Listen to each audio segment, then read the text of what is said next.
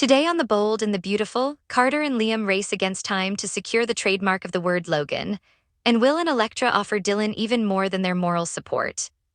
As the episode begins, Carter and Liam are at Forrester and Spectra respectively, still furiously typing away in hopes of obtaining the Logan trademark. Brooke is still blathering on as if she's the only Logan in the world. Katie is still pointing out that she's a Logan too. At the beach house, Dylan is assuring Will and Electra that she's a hard worker. Electra insists that she has nothing to be ashamed of. "I never thought it would happen to me," says Dylan, reading from her PSA script. After the opening credits, Electra wants to hear the story of how Dylan wound up unhoused again. Do we need to worry about Electra's memory? Dylan just told her that yesterday. Anyway, this time Dylan adds that her parents don't know and she doesn't want anyone to.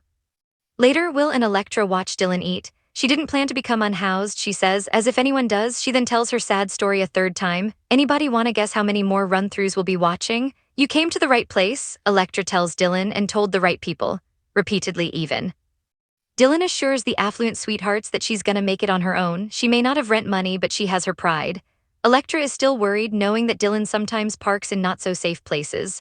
Electra needs to know that her pal isn't in danger. How long is it gonna take Will and Electra to say, "Stick around"? Finally, Electra spits it out. As Brooke and Ridge bark at Carter, he discovers that the trademark for Logan is no longer available. "Why is that?" "Liam has gotten it for Katie," Bill's son says, even though a trademark application takes months to process. Following a commercial break, Brooke explodes. "Katie is not gonna get away with this," she huffs on her way out the door. Meanwhile, at Spencer, Katie is thanking Liam and delighted that she will be able to use her own dang name. She then thanks Bill, who goes on and on about how talented she is. She never got the accolades at Forrester that she should have. At Spencer, he promises she'll get her spotlight. Wouldn't one expect to have a pretty easy go of it at their spouse's company? "Oh, you made copies, amazing." While Ridge hollers at Carter about what Katie has done, overlooking the fact that Carter probably would have renewed the trademark on schedule if he hadn't been busy throwing a coup with Hope, Brooke shows up at Spencer. "No traffic in LA today, eh?" "How could you betray me like this?" Brooke asks, even though she doesn't want an answer. "I brought you into this industry and this is how you thank me?" If only Katie had replied, "I loved you like a sister and you thanked me by having a cheap-ass affair with my husband," but she didn't. At Spencer, Bill gloats with Liam while Katie and Brooke try to reason with one another. Brooke scoffs that Katie doesn't even have employees. Pretty sure she'll have Eric and Deke on staff in a heartbeat. What's more, Katie intends to emulate Eric and build her company from the ground up. Again, Brooke says the name Logan is associated with her. Katie fires back that only Ridge has called her that, none of her other husbands did. "Nice one, Katie." As the argument goes on, Brooke says she wouldn't mind if the company was called Katie Logan Designs even, but Katie, and this seems a bit unreasonable, no? Refuses. She wants a one-word name, Logan. At Spencer, Bill gloats with Liam while Katie and Brooke try to reason with one another. Brooke scoffs that Katie doesn't even have employees. Pretty sure she'll have Eric and Deke on staff in a heartbeat.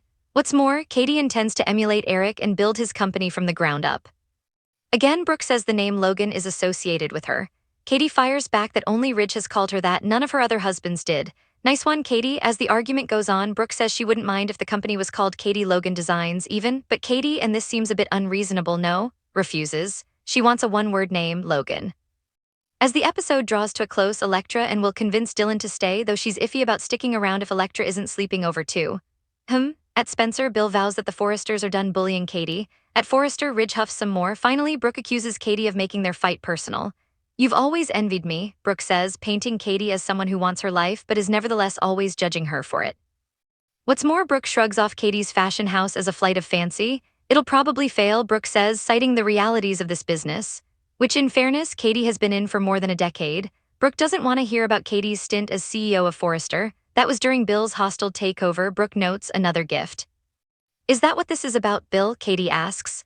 "Wouldn't it be funny if after all these years what you're really upset about is you're losing out to me over a man?" Katie did not come to play. "Does it infuriate you," she goes on, "that a man you once controlled doesn't want you anymore? He wants me." Game, set, match, Katie FTW.